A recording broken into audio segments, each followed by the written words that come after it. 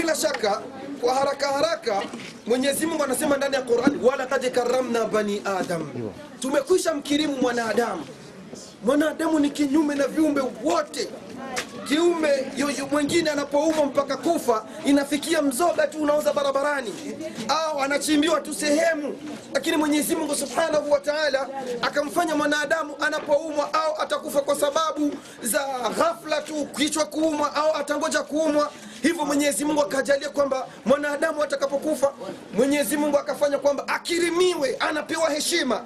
Moja kwa moja tunaanza kuzungumza kwanza kujua kwamba bila shaka tumezoea na kujua ya kwamba mwanadamu mara nyingi hafi ila anapoanza kufanya nini? Kuumwa. Lazima Mungu alete sababu, na nyingi ambazo tumezoea ni sababu za kuumwa. Kwanza tujue kwamba kina mama, ugonjwa ni mawaidha, ugonjwa ni mitihani ya Mwenyezi Mungu. Wakati unapokuwa wewe unaumwa, usioni kama labda Mwenyezi Mungu amekusahau.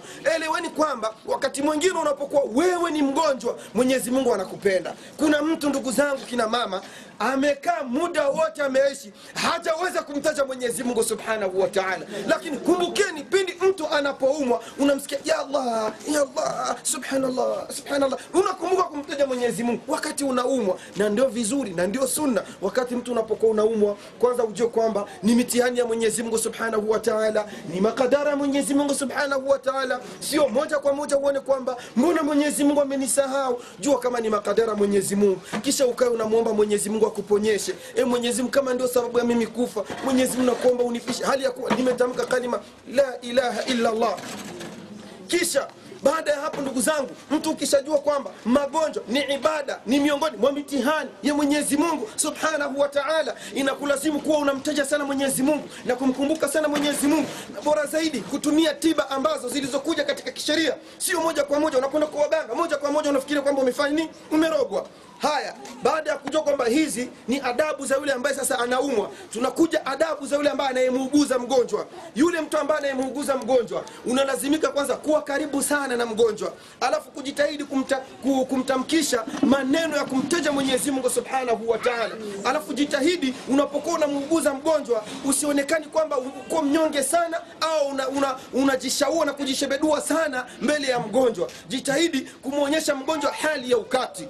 Hiyo ni adabu ya yule ambaye anayemuuguza mgonjwa. Panakuja sasa tatu, adabu ya mtu ambaye anayekuja sasa kumuona mgonjwa. Kwanza tujue thawabu za mtu kuja kumuona mgonjwa. Anasema Mtume wetu Muhammad sallallahu alayhi wasallama, atakapotoka mmoja wenu miongoni mwenu nyumbani kwake kwenda kumuona mgonjwa, kama ilikuwa ni asubuhi, anasema Mtume, wallahi malaika watakawa na kuombea dua kwa Mwenyezi Mungu na rehema kwa Mwenyezi Mungu mpaka usiku utakapoingia. Na kama ulikwenda jioni kwenda kumuona mgonjwa, malaika watakuombea dua mpaka asubuhi. Kwa hiyo ni thawabu ambazo watu wamezitupa kabisa. Labda mtu ameshaona kwamba mgonjwa kwenda kutazamwa ni yule ndugu yake ambaye amezoea kwamba huu ni ndugu yangu. Mtizame mgonjwa wa aina yoyote, nenda hospitali ukawaone wagonjwa. Katika kwenda kuwaona wagonjwa kuna mawaidha Waislamu. Utaona mtu ambaye alikuwa na hali ambayo uliokuwa unaijua, sasa unamuona mtu kasofu, mtu kakonda, ni mawaidha utapata, huenda akakufanya kumwogopa Mwenyezi Mungu Subhanahu wa Ta'ala. Miongoni mwa adabu za kumuona mgonjwa, unapofika kwa mgonjwa, jitahidi ndugu zangu kina mama, sio tu unafika kwa mgonjwa umemuona yuko vibaya na wewe unafika sasa jo unajinyonga. Mwana mama, unamuua mgonjwa, wewe usijinyonge. Na pia usiende unajishebedua ukachangamka sana, kwa sababu unajua mtu anapokuwa anaumwa, anapomuona mwenzake yuko na afya, kuna kitu fulani kinaingia, yani anaona kama vile yani ananyongeka. Sasa unakutana unajishebedua maneno mengi sana. Sasa kwa jitahidi unapokwenda kumuona mgonjwa, maneno yale madogo mtu unasema mpaka unajisahau. Kina mama, sijui nyie mko vipi, inafikia na marehemu fulani si aka ugonjwa ndio kalimpeleka. Mwenyezi Mungu amnusuru tu mwenzetu. Jamani, hujamuua mgonjwa, unamuua mgonjwa hajafu. Wewe ndio kwamba marehemu fulani aka ugonjwa ndio kalimpeleka. Wewe mpe tu morali. Umeshaona kama huu ugonjwa anakwenda, lakini huu ni ugonjwa, kesho kuta tu kwa ajili ya Allah Subhanahu wa Ta'ala utapona. Hiyo ni adabu ya kumuona mgonjwa. Sasa ndugu zangu, mnasikia kule kwa tumeanza mtu anaumwa, adabu zake, kisha tukaingia kwamba adabu za kumuuguza mgonjwa, tukaja kwamba adabu za yule ambaye anayekwenda kumwona mgonjwa. Sasa ndugu zangu, tunamtazama yule ndugu yetu ambaye tunaona sasa anakwenda kufa. Tayari pumzi zinaanza kuonekana ndogo ndogo, macho yanaanza kupanda juu, pumzi zinaanza kuisha, anazimia, anazindukana. Tunaanza kulia wenye kulia. Hapo ndugu zangu wa Kiislamu, hatulazimiki kuanza kulia na kutoa machozi. Tujitahidi kukaa tunamsemeza yule ambaye tunamwona kama anataka kufa. Sema la ilaha illa Allah, sema la ilaha illa Allah, sema la ilaha illa Allah, mpaka akiweza fabiha wa neema, akuweza usimlazimishi. Ndugu zangu, sasa tunamwona ndugu yetu, inna lillahi wa inna ilaihi rajiuna. Pumzi sasa zimepotea, macho yamepanda juu, miguu inaanza kupinda. Tayari sasa tunasema fulani kafishwa.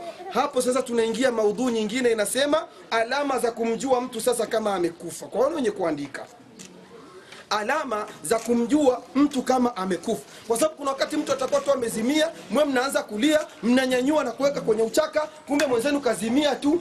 Mko mnaandaa kukosha, mnasikia mtu anatoa chafya nini, mlikwenda kumweka kwenye uchaka mtu ambaye bado akingaliki labda ni mzima, kazimia. Kwa hiyo kuna alama za kumjua mtu ambaye aliyekufa. Kwanza tuzijue alama za huyu mtu. Ukishaziona hizo alama zikiwa zimetimia, moja kwa moja ndio useme kumbe Sheikh Zuberi, jamani, inna lillahi wa inna ilaihi rajiun. Na ndio kwa maana mnapompeleka yule ambaye labda mnaona mnashakia kafa hakufa, mnapompeleka unaonaga daktari anaanza kusema sijui macho, anatizama pua, anatizama nini, ndio vitu anatizamaga tu, hakuna chenye wanapima. Kwa hiyo jambo la kwanza la kuhakikisha kujua kwamba miongoni mwa alama za kumjua mtu ambaye aliyefishwa inna lillahi kabisa, yani kuondoa shaka kama kuzimia, kwanza macho yanapandaga juu. Macho yanapandaga juu. Na kwa nini macho yanapanda juu wakati mtu anapotolewa roho? Ni kwa kuwa anapotolewa roho, yani macho yake yanakwendaga yanafuata ile roho pindi inapopandishwa na malaika huko kwa Mwenyezi Mungu Subhanahu wa Ta'ala. Kwa hiyo hiyo ni alama ya kwanza ya mtu ambaye anaonekana kwamba kakata roho na kakisha fishwa. Alama ya pili, ukimtizama yule marehemu ambaye aliyokufa, alama za weusi hizi za macho unaziona zinapotea kabisa, kuna baki vile vya weupe wakati mwingine. Hiyo ni alama ya pili. Ama alama ya tatu, ukitizama vizuri pua la marehemu, hauwezi kuliona jinsi lilivyokuwa, lazima utaliona limepinda kidogo upande wa kulia au upande wa kushoto. Hiyo ni alama ya pili. Alama ya tatu, marehemu pumzi zote, ya nne, alama ya nne, marehemu pumzi zote zinafika zinakatika, yani zinakatika kabisa. Alama ya tano, mwili wote wa marehemu unafika unaingia baridi. Ukimgusa baada ya dakika 10 kufisha 15 utamsikia mwili wote umeingia baridi. Alama ya sita, mauti. Wakati mtu amefishwa, wakati analala hivi, hata ukifanya miguu yake hivi haiwezekani, lazima miguu yake itapinda hivi. Fanya ujuavyo, fanya hivi lazima. Lakini akiwa bado ni mzima unaweza kufanya hivi, mtu ukaona binawezekana. Akishakufa ni hivi tu. Hizo ni alama za mtu ambaye ameshafanya nini? Sasa ikiwa tutachunguza na kuona kwamba sasa zile alama tulizozungumziwa na shekhe, wakati mtakuwa mnakumbuka, jamani, haya ambayo niko nayazungumza, kesho sitoi mawaidha ikiwa nikiwauliza watu wakashindwa kuyasema. Maana niko nasema njitahidi kuwatafuta wale wako wanaandika au wasaidii. Nikiuliza watu watatu wakashindwa, naofunga virago na ondoka zangu. Make mimi siwagi napendelea kwamba nitoe mawaidha yangu au kisomo changu kio masigara chicharo. Mimi natakaga kiwe ni kisomo ambacho najua kwamba wale walionisikiliza walipata faida. Sio unatoka hapo unakwenda nyumbani unaulizwa na uko shekhe alizungumza. Basi akazungumza mtu akifa, akasema hivi eti miguu inapinda alafu na pua vimekwisha. Mimi nataka nisomeshe vitu ambavyo ni mafunzo, visiwe masigara chicharo. Ikiwa kama hamjaelewa, niko tayari kurudia tena hizo alama za mtu ambaye inaonekana kama kafishwa. Zimeeleweka? Naam. Narudia tena. Ya kwanza macho kupanda juu. Ya pili, hizi nani nyeusi humu nani wa weusi wa ndani kupotea. Ya tatu, yani kupinda kwa pua upande wa kulia au kusoto. Ya nne, pumzi kukatika kabisa. Pia tunakwenda mwili kuingiwa na baridi, miguu kupinda, na mengine ambayo niliyozungumza. Imeeleweka? Naam. Sawa, tayari tumekwishaona kama maiti kisha kufa. Bwana jamani, Sheikh Zuberi, inna lillahi wa inna ilaihi rajiuna. Sasa kinachofuatia inabidi tufanye nini? Cha kufuata kulia, adabu za kulia pindi anapofishwa maiti. Je, kulia, si mna sisi niko na vipanga. Nimeanza mgonjwa, adabu zake za kumtembelea mgonjwa, alafu nimekuja hapa mpaka tunafika sasa Sheikh Zuberi kishafishwa. Je, inakatazwa mtu kulia pindi marehemu anapokufa? La, haikatazwi. Muache mtu akitaka alie apanuke mpaka nyuma ya ule mlima, wasikie mtu yuko na kinywa kipanuke. Lakini pindi unapolia, mama, jichunge uwe na maneno mazuri, jichunge uwe na maneno ya sunna. Sio unaanza kujifanya umeregea wewe. Sio nguo zinaanza kuvuka, unawapa watu kazi.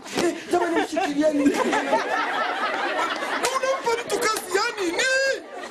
Mimi nasema muacheni jamani. Kutupa shida tu, wale mkimwacha havifanyi. Mwanzo mnafanyika unavifanya. Jamani, pesa. Ishu ipande, ishuke, itajipandisha na itajishusha. Tumefuatilia sunna za Mtume jamani. Sio mtu tu jamani, mtu inna lillahi ameshaanza kuvua, ameshaanza kutupa mtandio, ameshafanya, anaanza kuwapa watu kazi ya kumvua na kumvika. Jamani, wallahi unapata dhambi, kwa sababu Mtume anasema laisa minna, hayuko pamoja na sisi, man latama alhudud, mtu ambaye atakayefishwa kisha akaanza kujipiga wa shaka aljuyub, kisha akajichana chana kujivua manguo, wadaa bid'a aljahiliya, kisha akaanza kusema maneno ya upumbavu ya ujinga. Miongoni mwa hayo maneno ya upumbavu, jamani, kenda jamani, ndio ilikuwa nguzo yetu jamani, mtaegamia wapi? Nasema kaegamia msikitini hizo nguzo. Jamani, ndio kenda nitakula wapi? Naomba nenda kale kwa soda. Jamani, kenda huyo kenda nitashika mti gani? Kashika mfa usiku.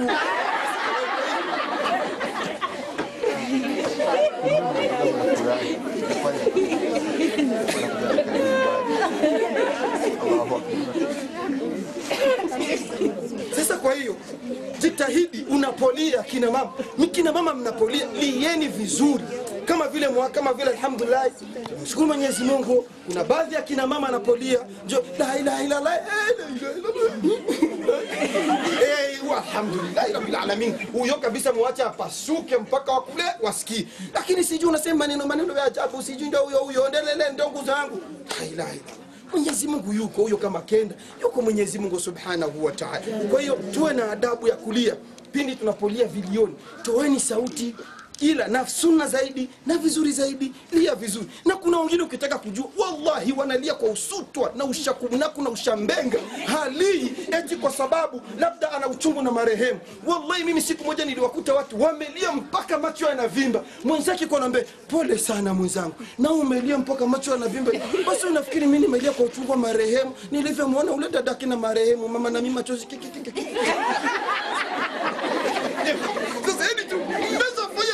kulia ni lazima. Kumbe sasa mama, nikombe ni hatari. Nilivyomwona tu mkeko kujigeregeza na kale katu, basi na mimi machozi yakanitoka. Siwe alikuwa na kinyoni. Sasa hivi vitu kwa kweli, ndugu zangu kila mama, kwa kweli jifundisheni, mjue namna ya kulia, sunna za kulia na adabu za kulia, lieni kisunna. Kwa hiyo hii mada ni pana sana kwa kweli, lakini tumeingiza tu kwa kuwa twende kitu kwa mpangilio. Sasa kina mama, hapa tutakuwa tumemaliza kufanya nini? Tayari tumekushalia, lakini pamoja na kule huko tunahangaika, tunatafuta wapi tutamweka maiti. Na sunna vizuri ni kumweka katika kitu ambacho hatoharibu. Msimweke kwenye uchaka, kwenye tandiko, kwa sababu tayari mwili wake ulishakuwa mlaini. Ukiweka na kitu tena kilaini unauharibu zaidi. Pia vizuri marehemu tu akishakufa ya kumfanyia sasa tayari kisha kufa, moja kwa moja fika unachukua macho yake, kama macho yalikuwa yamepanda juu yafunge, midomo kama ilikuwa iko wazi ifunike, alafu mnaanza kumlainisha na kumweka sawa. Alafu ni sunna ambayo niliona kwa wazee wa zamani, nikaona sketi ni bid'a, kumbe ndio sheria. Wazee wa zamani walikuwa wanachukua kaliai wanaweka juu ya tumbo. Lakini sunna unachukua kajiwe kadogo kwa marehemu unaweka kwenye tumbo lake. Hii inasaidia kwa sababu tazameni wa marehemu wengi hasa wale ambao waliokufa labda asubuhi ya leo wakasema tutawazika kesho, mara nyingi unakutanaga unamzika tumbo limeshaanza kuvimba. Lakini ukifanya hivyo ukamchukua yule marehemu kwa kumweka kakitu tumboni tu kadogo kama kajiwe, inafanya tumbo lake halitosogea tena mbele, litaendelea kuwa na ile hali yake ambayo aliyokufa nayo. Lakini mkimwacha tu lazima tumbo lake kadiri sasa inavyokwenda ndio gisi linakwenda linafanya nini, linajongea mbele. Kwa hiyo hapo tayari tumeshajua nini ya kufanya baada ya kuwa mtu kafanya nini, kafishwa. Ni moja, unafanya macho yake unayafunga, midomo kama ilikuwa wazi unaifunga, unajitahidi kwanza kumlainisha. Tena wakati wa kumlainisha maiti ukiona kama amekuwa mgumu, sio upigane kama vile mtu anapigana na spana. Usimkunje maiti hivyo. Ukiona ameshindikana acha kwanza. Pole ndio aende hivyo. Kwa hiyo tayari kila mwenye anaokopa maiti basi ni mfanya madhambi. Kwa sababu wewe ukishakuwa ndio hivyo unaokopa maiti. Si ni ule kama ni Sheikh Zuberi ni ule. Sio kusema Sheikh Zuberi amekufa tayari. Inaambia kitu gani kinabadilika kwa maiti? Si ni ule. Ni ule. Labda kidogo wale wenye wanakufaga vibando wanakufa na sura zinakuwa mbaya sana juu ya madhambi. Unakuta mtu amekufa uso umekunjama umekuwa utasema alikuwa nakula limao likali sana. Nini? Madhambi. Sasa mkitaka wallahi kuna mtu anakufa ukimsema unaona uso wake umependeza kabisa mpaka unaona hata wivu. Kwa ni ule tu. Tunaendelea. Bila shaka baada ya kufahamu kama maiti tayari huyo kafishwa, bila shaka la kufanya ndio nini? Tumeshamtayarisha na kumweka fasi ambayo tutamkoshea. Sasa tunaanza kitu cha kwanza tunakwenda etape par etape, yani hatua kwa hatua. Kitu ambacho huwa tunakimbilia kufanya nini? Kutengeneza sanda. Maiti iko ndani hajakoshwa, tunatengenezaga sanda ndio tunaingia ndani kufanya nini? Kumkosha. Kwa hiyo tunazungumzia namna ya kutengeneza sanda ya mwanaume na ya mwanamke. Sanda ya mwanaume yenye haina matatizo. Hata bila kungoja kuifundisha, ukieleza tu kwa mara moja tu tayari una uwezo wa kuitengeneza. Tena tufahamu ya kwamba kabla sijaingia katika mafunzo ya sanda, inawezekana kwamba maiti ambaye tunayemzika, tunaitaka ambaye kafishwa, tumetafuta sanda tumekosa. Sio vibaya kuchukua vile vikombe, tukachukua vikombe tukamfunga ndani yake. Sio vibaya kuchukua mashuka kama yako tukamfunga. Isikosekani sanda shuka nyeupe ikasemekana kwamba jamani, hivi tumekosa tusubiri kwanza mpaka ikaletwe Bujumbura. La, kile ambacho kitaonekana kiko karibu ni sunna tu kufanya nyeupe, kwa kuwa mtume alizikwa katika nyeupe na akahusia watu waziko katika nyeupe. Lakini kama mtu hataki kiziko katika vitambaa vyake au vishuka vyake, inakuwa sio vibaya. Hivyo tunakwenda kwamba sasa tunaanza kutengeneza sanda. Namna ya kutengeneza sanda. Sanda ya mwanaume inatengenezwa hivi ifuatayo. Sanda ya mwanaume kwanza bismillah, kabla ya kunani ya kukata sanda tunafanyaga nini? Tunakwenda kumpima yule marehemu. Sawa? Tunampima urefu wake. Tukishapima urefu wa yule marehemu, tunaacha huku tunazidisha kidogo na huku tunazidisha kwa sababu ya kupata nini? Kitu ile wanasemaga ukaya, kwa kufungia zile kamba za juu na chini. Ukishafanya vile kwa sanda ya mwanaume hiyo, unafika unakata vishuka vitatu vyenye urefu wa sawa. Unakata vishuka vitatu vyenye urefu wa sawa na ule urefu uliompima nani? Maiti. Kwa sanda ya mwanaume hapo inakuwa imefanya nini? Imemalizika, haina makubwa. Sanda na mwanaume narudia tena. Ukishampima maiti, unafika unazidisha huku na huku, kisha unakuja unakata vishuka vitatu venye kuwa sawa. Alafu tayari hapo umemaliza kutengeneza sanda ya mwanaume. Wakati atakuwa amemaliza kukoshwa, hulazwa juu ya sanda yake, kisha akafungwa na kufunga ule ukaya. Kwa hiyo sanda ya mwanaume nafikiri haina matatizo. Istokiaji kwamba mmekwenda sehemu kina mama, mkakuta kuna katoto ka kiume kamefishwa, mkaanza kusema hamjui kisa kutengeneza sanda ya mwanaume. Hiyo haihitaji hata kuonyeshwa, nafikiri kueleza tu tayari mnyote mmefanya nini? Mmeelewa. Narudia tena, sanda ya mwanamume unachukua, unampima kwanza maiti, kisha unakata vitambaa vitatu vyenye kuwa sawa na urefu wa yule maiti uliyempima, kisha vile ndio imetosha sanda. Wakati umemaliza ni kumlaza tu pamoja na kumfunga. Sanda ya mwanamke hiyo sasa ndiyo ina makubwa sana.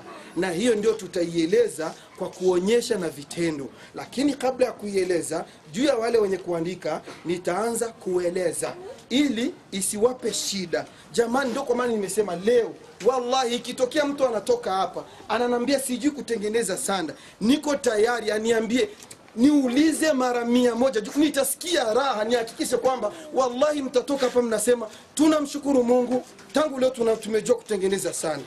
Sanda ya mwanamke kwa wale wenye kuandika inatengenezwa hivi ifuatavyo. Naam. Ndio.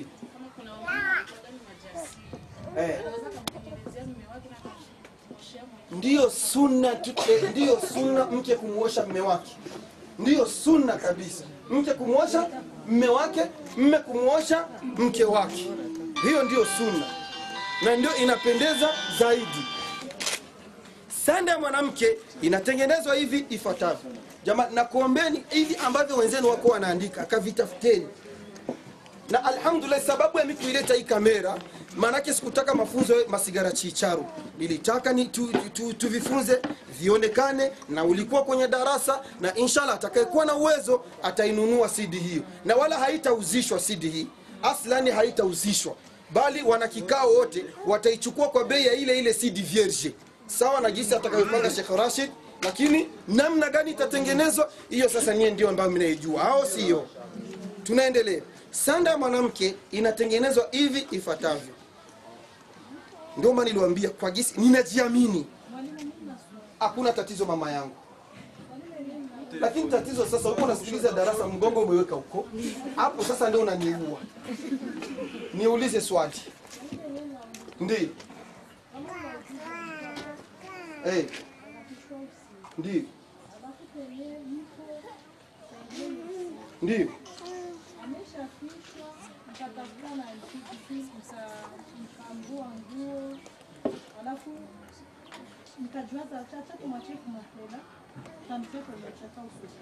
Hiyo sio dhambi kwamba umefanya dhambi.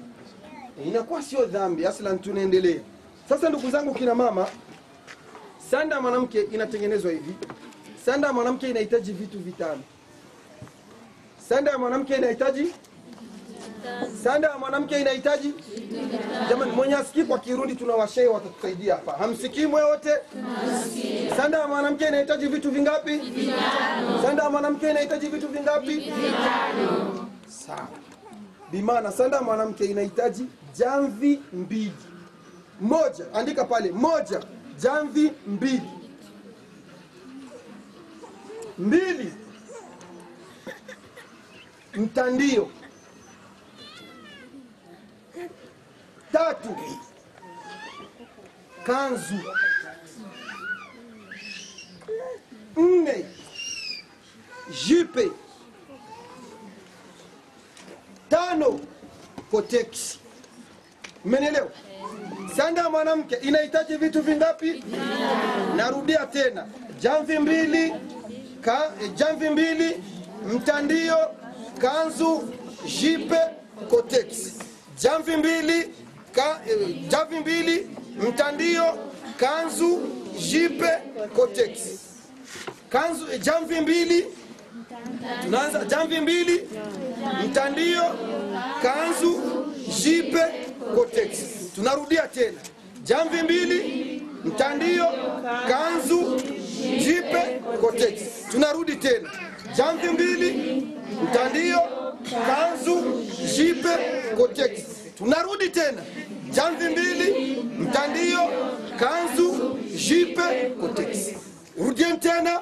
Jamvi mbili, mtandio, kanzu, jipe, koteksi. Rudieni mara 5. Mwenye anaona hataki aache. Mwenye anaona hataki aache.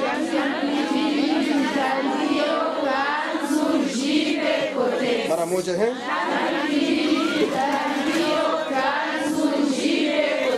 tena.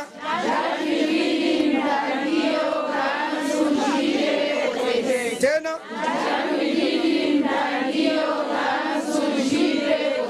Tena.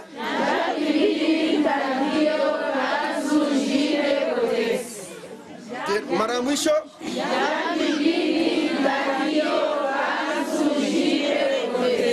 Wallahi mwenye hajaelewa aseme nirudie tena mpaka aelewe.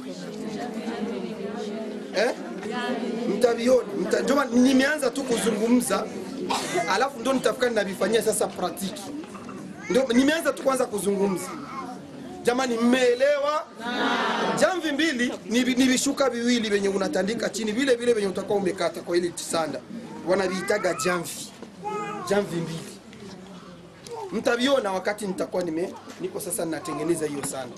Jamani kina mama, mmeelewa? Sasa tunaanza kutengeneza sanda.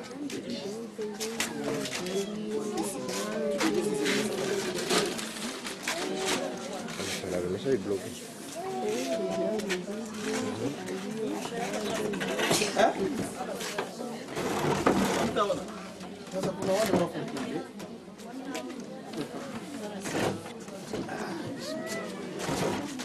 Nafikiri hapa sisi wote tunaona.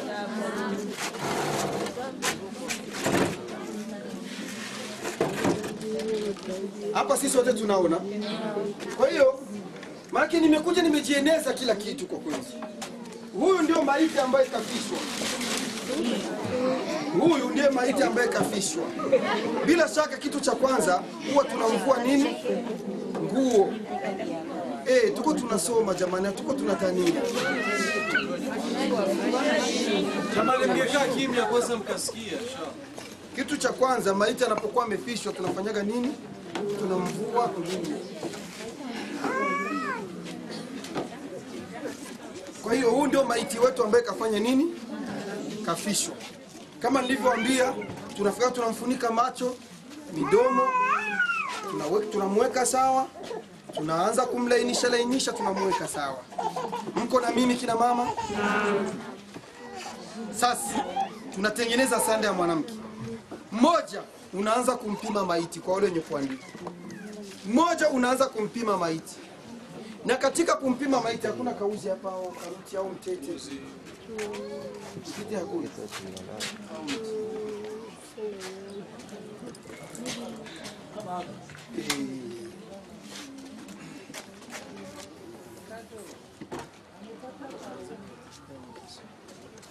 Kama vile nilivyowaambia,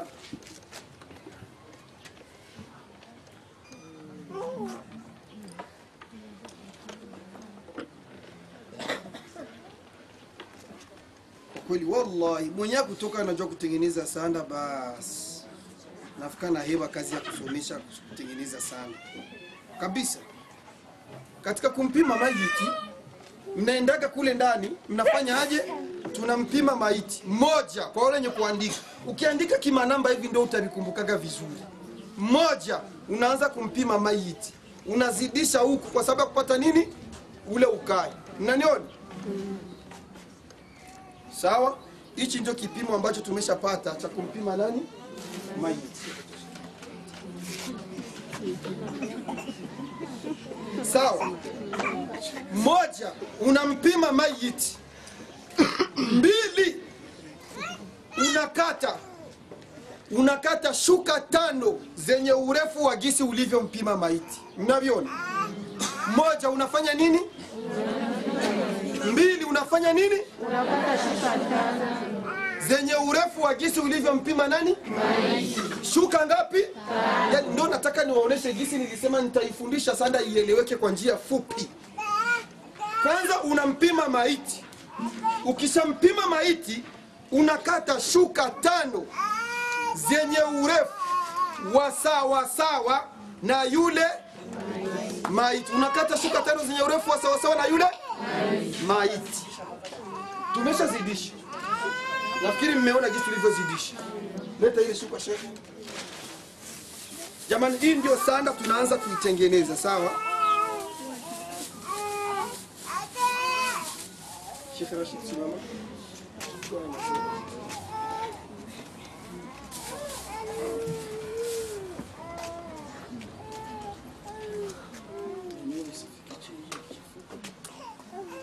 Sunaona?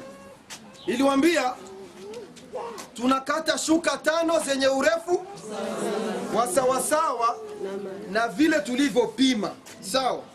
Maana tunachukua ule urefu tunafanya hivi, ndivyo wanavyotengenezaga sana. Ule urefu tunafanya hivi. Tumeshaona. Sawa? Mnaona hizi maana nimesema tunakata shuka ngapi? Tunataka sasa tukate kwanza vile vitambaa vitano wenyewe nimesema kwenye etape ya ngapi? Onesha vizuri tunavyopima. Njoo hapa Sheikh Rashid. Tunakunja kwanza hizi shuka. Tunakunja kwanza hizi shuka. Hivi. Njoo ushike hapa upima. Umeshaona vitu kwa tunazikunja? Yaani tunavikunja kwanza ili tupate urahisi. Mkasi uko karibu hapo. Au wembe. Okay, weka tu mpaka tupime yote vitano vienee. Kwenye ule urefu wa gisi tulifanya.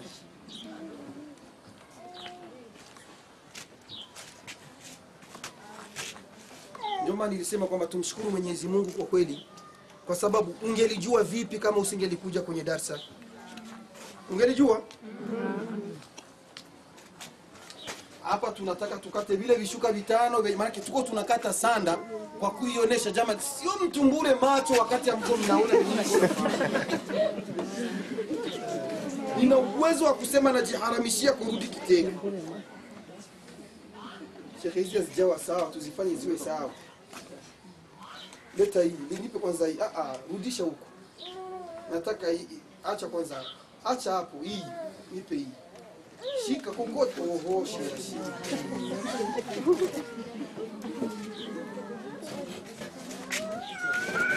Jitahidi ziwe, yani huko fanya iwe sawa sawa. Usinifuati huko. Rudi huko mkono. Haya. Sawa. Ilete sasa hiyo tena huko. Hiyo fanye iwe sawa na hivyo. Unaona kisha. Yaani tupate vishuka vitano. Aikunje sasa hivi niletee.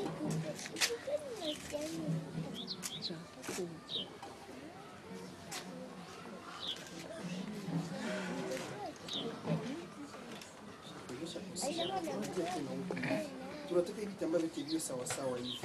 Ukiona umekosea hapo hivi atuanze huko. Sawa. Hicho kiache kwanza kilete mpaka kiwe sawa na hivi huko. Hivi huko. Niachie hicho kilete kiwe sawa na hichi.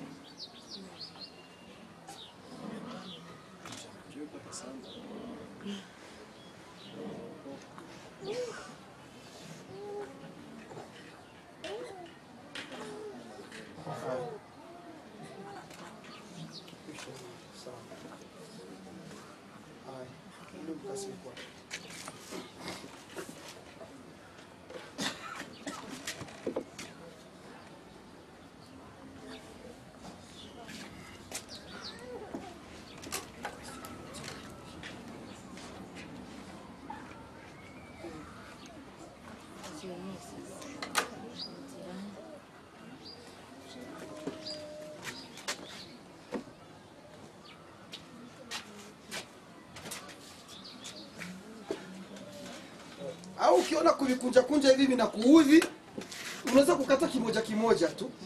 Ukiona kama vina nani, shika hivi. Unaweza kukata kimoja. Hiyo ina tatizo tuliyoto tumeshakuwa.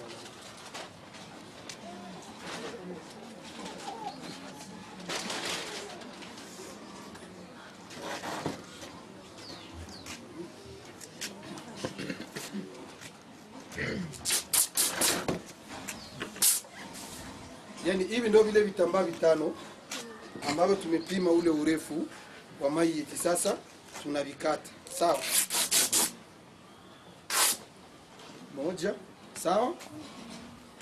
Cha pili. Cha tatu.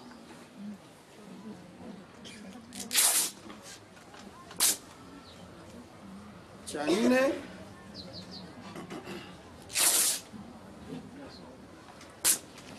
Sawa? Sifinishikie hivi kama. Nafikiri jamani, narudia tena. Moja, unapotaka kutengeneza sanda ya mwanamke, tumesema unafanya nini? Unampima maiti, unazidisha huku na huku. Mbili, tukasema kwamba unakata vitambaa vitano, shuka tano zenye kuwa sawa sawa na urefu ule uliofanya nini? Uliopima. Hiyo ni ngapi? 2. naanza sasa kutengeneza sanda. 3, natandika zile jamvi 2. Tulisema sanda ya mwanamke inahitaji vitu vingapi? 5. Nini? Jamvi 2, mtandio, kanzu, shibe, kodesi. Alhamdulillah. Rudeni tena. Jamvi 2, mtandio, kanzu, shibe, kodesi. Naanza sasa, si nimesema tumempima mayiti, kisha tukatandika zile shuka 5, kisha tukakata zile shuka 5 sawa na urefu wa nani? Sasa tunaanza kutandika kwanza zile jamvi 2. Ndio jinsi wanatengezaga sanda ya mwanamke hivi.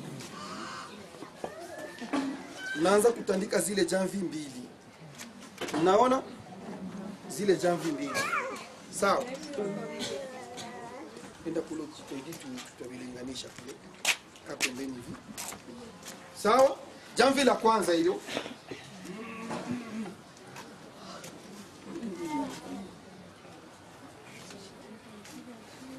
Jamvi la pili. Sawa? Tuko pamoja? Hili ni jamvi. Fanya hiyo sawa sawa huko.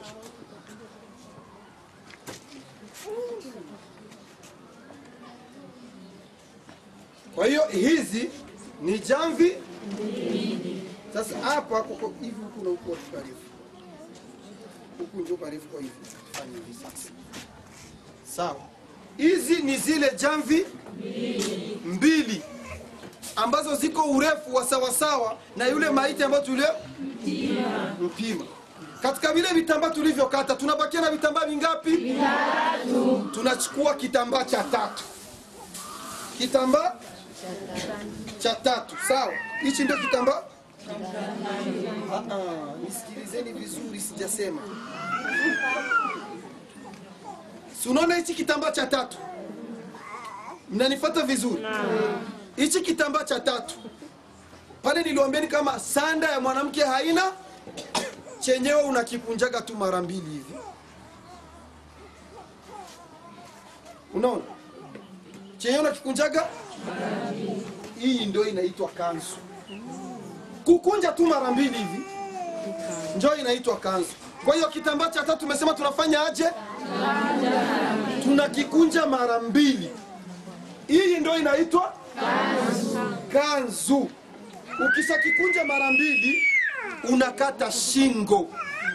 Hapa. Shingo unalikata aje? Hivi. Niazime ule mkasi. Shingo unalikata tu kidogo. Kuna wenyewe wanakataga hivi, wanakata hivi, lakini kwa urahisi fanya tu kama mstari tu hapa hivi.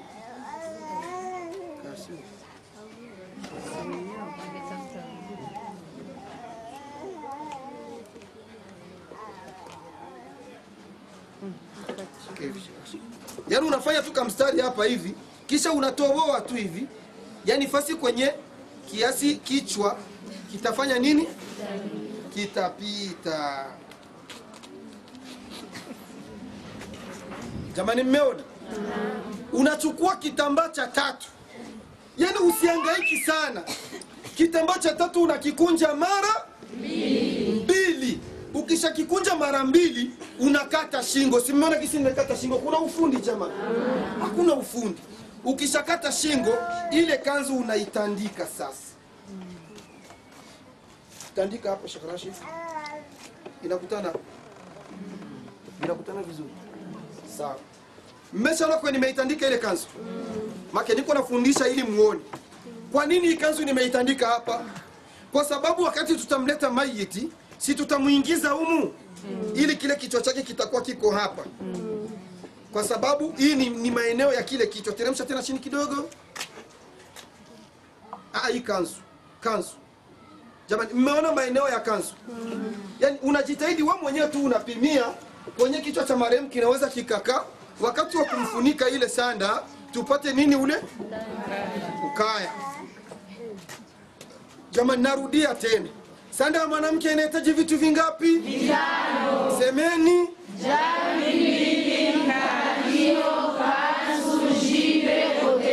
Kwa hiyo tumeanza tukatandika moja nikasema unafanya nini? Unampima maiti, ndio nimesema moja. Moja unafanya nini? Unampima maiti. Mbili unafanya nini? Unakata vishuka vitano venye urefu wa sawasawa na kisi ulivyompima. Sawa? Ukishakata vile vishuka vitano viko sawasawa vyote. Yaani ili usihangaiki kwenye sanda, usifanye kimoja kimoja. Ndio pale unaona watu wanasumbuka katika kutengeneza sanda. Ile anajifikiri kimoja kimoja. Sasa panafuata nini? Kanzu. Inakuwa wewe fanya tu hivi. Ewana unakata vishuka vitano vinye kuwa sawasawa. Unaanza unatandika jamvi mbili. Cha kufuata ni nini? Kanzu. Ile kanzu unachukua tukishuka kingine unakikunja mara mbili tu hivi. Unasema ule urefu kisha unakikunja tu hivi. Kama mlivyoona nimekikunja mara mbili. Kisha unakata shingo. Tumebaki na shuka ngapi? 2. Haya. Tunachukua shuka ya ngapi? Ya 4. Hii shuka ya 4 na yenyewe unaikunja mara mbili. Uneni kisi vitu vina nguvu. Shuka ya 4 na yenyewe unaikunja mara mbili. Jamani mnanifuata vizuri kina mama? Jamani kama muelewe na mbeni rudie tena. Ile shuka ya 4 unaikunja mara ngapi? Mara mbili. Alafu ukishaikunja mara mbili unafika unaikata katikati. Unaichana kabisa.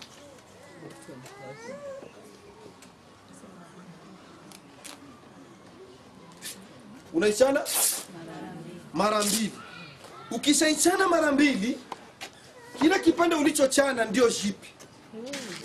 Jamani sanda ina nguvu kweli. Kile kipande ulichochana.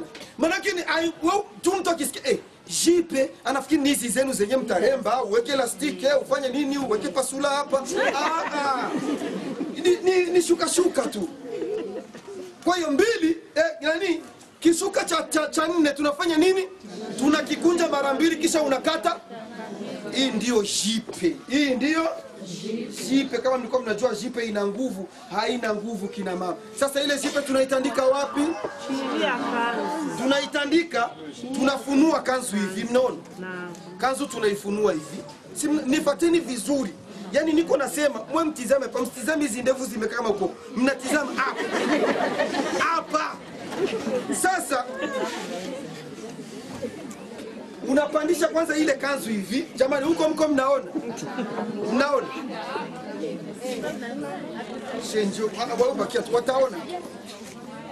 Ile tulikata mara pili, yenyewe tunaitandika hapa hivi. Hapa. Sumeshaona? Leta hapa shekhe. Linganisha huko, linganisha. Nitaidi ulinganisha. Umeshaona jinsi tumeitandika? Njoo ngambo ya huko wapishe na hao huko waone. Hiyo tunaitandika aje mnaona? Tunaiweka katikati ya kanzu. Manake yenyewe inapanda kabisa hii jipe, inapanda kabisa hivi. Kwa sababu gani? Yule maiti tutakapomweka, yeye ataishia hapa. Hii ni sehemu ya nini? Ya ukaya. Bimaana ukija kufunika hii kanzu hivi, unaona vile penye mtu anajivaliaga kanzu na nani, si unaviona? Maana hii hapa ndio kanzu, alafu hii hapa ndio ile jipe. Jamani mmeelewa? Kuna cha kurejea tena? Sasa bimaana ile shuka ya 4 tulibaki na kipande. Ile shuka 4 tulibaki na nini? Na kipande. Unachukua kile kipande kilichobaki. Kile kipande kilichobaki na chenyewe unakikunja mara mbili. Ona gisi wale kutengeneza sanda havina nguvu. Unaona ni kukunja tu. Na chenyewe unakikunja mara mbili. Shefe njoo. Niazime ile kasi. Na chenyewe unakikunja. Ukisha kikunja mara mbili, unakikata na chenyewe katikati. Fanya hivyo. Na chenyewe unakikata katikati. Unakikata katikati vile wali unakikunja ili visikusumbui. Na unawekaga tu alama tu, unafuka tu unafanya hivi, shuka yao yenyewe inajikata hivi. Sumnaona? Mjitandio. Nini? Mjitandio. Ule mjitandio unauingiza sasa hapa hivi. Unauingiza katikati ya lile shingo ulilofanya nini, ulilokata. Jamani, haina nguvu sana hata kidogo. Huyu ni nini? Ni mjitandio ambao mmeona kwenye tumeuweka. Ule mjitandio ni sehemu gani?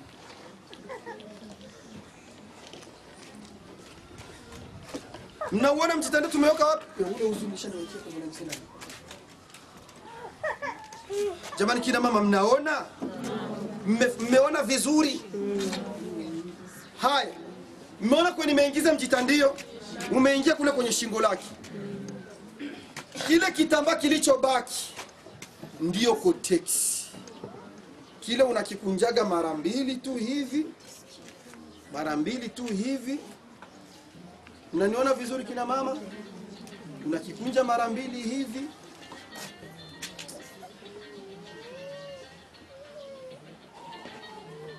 Unakikunja mara mbili hivi, chenyewe kinakuja kuikaa hapa juu ya jipe hapa hivi. Kile kitambaa kinakuja kukaa hivi. Kwa nini? Wakati tutamuingiza maiti, wakati tutamweka pamba sehemu zake za siri za mbele na nyuma, pamba za kutosha, ndio wanakichukuaga wanakifunika hivi, alafu ndio wanaanza kumfunga nini, jipe. Hapo umemaliza kutengeneza nini, sanda. Nalivuruga tena, ninarudia tena. Moja, tunampima maiti, sawa. Mbili, unakata vishuka vitano wenye viko sawasawa na urefu wa yule maiti. Tatu, unaanza unatandika jamvi mbili. Shekhe, tupe zile jamvi mbili. Sawa. Huku ndo kurefu. Sawa, zile jamvi mbili. Manake tumebaki na vishuka vingapi? Vitatu. Kishuka cha tatu tunakichukua, tunafanya nini? Tunatengeneza kanzu. Na kanzu tunaitengenezaje? Unachukua kile kishuka cha tatu, unakikunja mara mbili. Njoo hii.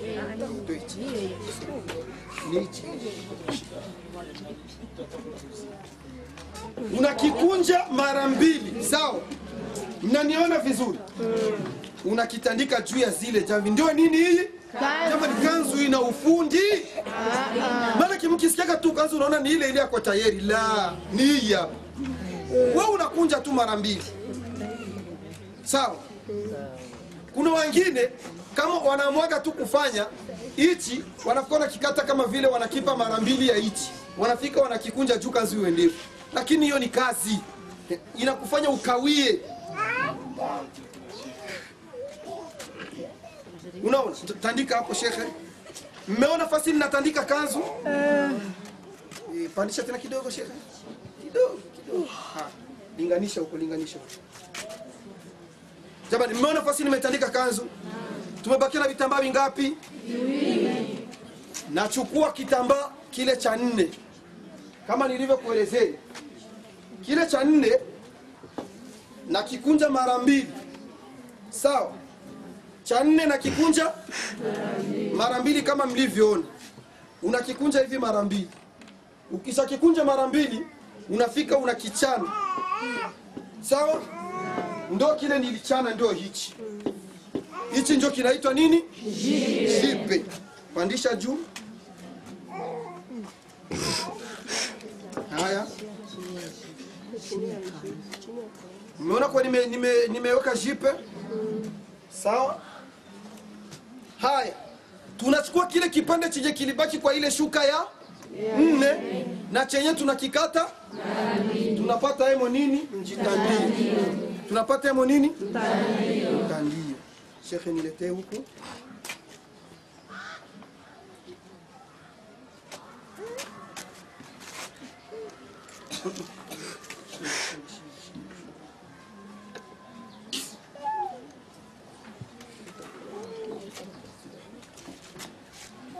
tengeneza huko ndani vizuri kwa Rashid shingo. Sawa, jamani, mmeona vile tumetengeneza mjitandio? Umengoja kurembo ukafumwa nini vikapo sijui nini matunda unakata tu mara mbili tayari. Inabaki nini? Koteksi. Kile kilichobaki. Maana ile shuka ya ngapi tumeimaliza yote? Ya 4 tumeimaliza yote. Koteksi unaikunja tu mara mbili na yenyewe unakuja unaitandika wapi? Hapa. Umeshaona? Sasa kinachobaki kina mama ni kitu gani? Kuna ile unaonaga watu wanasema nini? Wanashona. Ile kushona sio ufundi, eti kwamba inahitaji pia ufundi. Ile kushona ni mafundo tu wanawekaga juu ya kutaka zile sanda zisisambai. Sio kwamba eti wanategemea kwamba ndio wanazishona au wanafanya nini. Isipokuwa kitu kingine chenye kinafanyikaga, kuna wakati mkishakata zile shuka kitu kingine chenazindua. Mkishakata zile shuka 5 mkishazikata zile shuka 5. Siku wakati mnafika mnaona kama vile maiti aliofishwa ni mnene sana. Sasa ili iwarahisishe kabla ya kukata kwanza zile sana. Msingoje kushona sana ndio mkaenda kuongeza. Mnachukua vipande vingine venye mtaongeza kwa zile shuka 5 au 4. Kwa sababu ile ya 5 najua mtajiuliza mbona ile ya 5 ina kazi gani? Ile ya 5 ni ya kumfunika maiti wakati wa kumkosha, na kama ikikosekana sio lazima maiti anaweza akakoshwa kwa kufunikwa shuka ya ile ya kwake ya kawaida, anaweza kukoshwa kwa kufunikwa jilbabi, anaweza kukoshwa kwa kufunikwa kikwembe. Almuhimu maiti sio lazima kumfunika ile shuka ambayo tulifanya nini? Yani kwamba tutaitoa kwenye sanda. Sasa maana yake hapa vitambaa vinavyohitajika sana ni vingapi? Kile cha 5 tulikiongeza tu kwa sababu ya kwamba maiti anaweza akafanya nini? Tunaweza tukamkoshea na au kumfutia. Sasa ule maiti atakapoonekana kama ni mnene, ndio mnafika mnakadiria sasa juu ni mnene, hapo inaonekana tuzidishe vio vitambaa, vio vishuka vingapi? 6 au 7.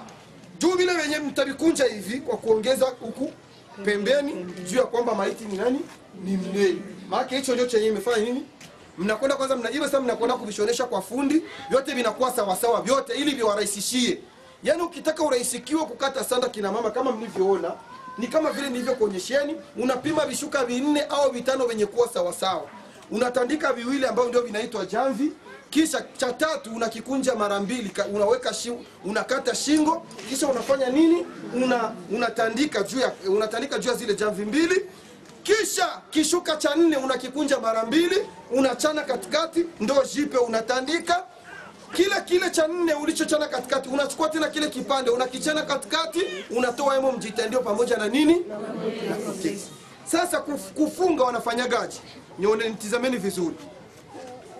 Wanakamatishaga zile jamvi 2 na kipande cha kanzu chini pamoja na mjitandio. Mnaviona? Ndio wenyewe wanakamatishaga. Naanza ni kawaida tunaweka tu kafundo, manake sio kusema eti vinahitaji ufundi nini. Ni kafundo tu, manake na kenyewe inataka zile, yani inataka kwamba zisisambai, kwa sababu wakati zikiwa hivyo samna mnyanyua maiti mkumnani. Umeshaona? Ni kafundo tu kama vile hivi.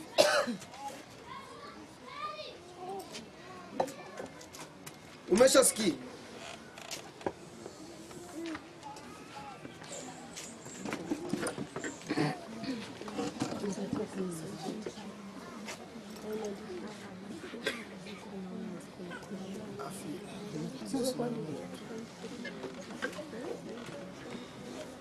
Jamani, mmeona kisi ya kuunga zile sanda?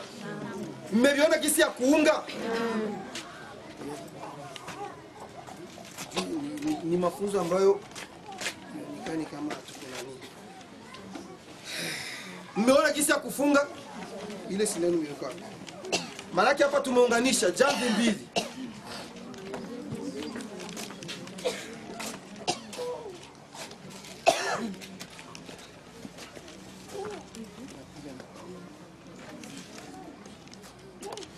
Leo ni siku ya kusoma kukosha maiti.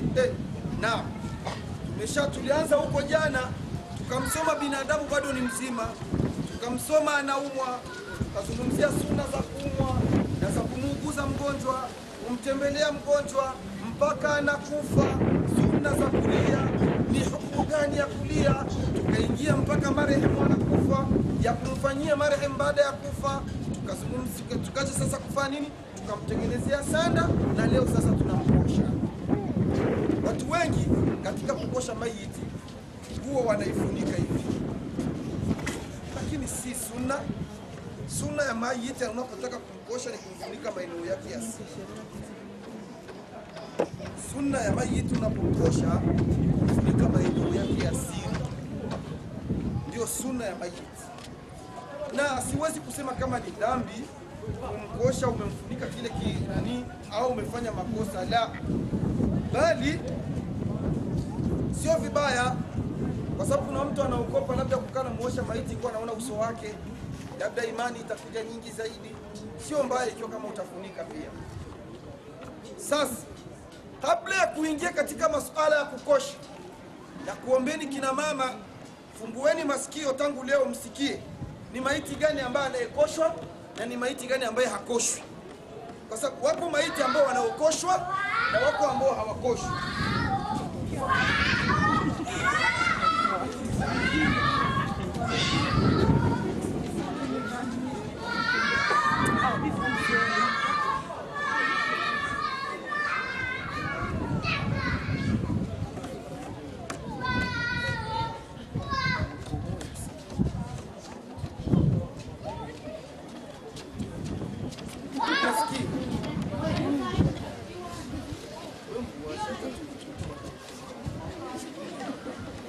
Sasa kuna maiti wanaokoshwa na kuna maiti ambao hawakoshwi. Maiti wa kwanza ambaye hakoshwi ni maiti ambaye aliyefia katika jihadi. Huyo hakoshwi, huyo anafikwaga tu sanda kisha anakwenda kuzikwa hivyo hivyo. Maiti mwingine ambaye hakoshi ni haji ambaye aliyefia katika ihram, yani mtu mwanamke ambaye aliyekufa yani aliyekufa bado ni muhrim, au mwanamume ambaye aliyekufa bado yuko katika ihram, huyo hakoshi. Na mwanaume ambaye yuko katika ihram wanamzika mwa zile ihramu zake. Maiti mwingine ambaye hakoshi, wa kwanza tumesema jihadi, wa pili ambaye kafa ni haji lakini akingaliki kwenye ile ihramu yake. Ala kuli hali maiti ambaye amekufa ni haji yuko katika ihram.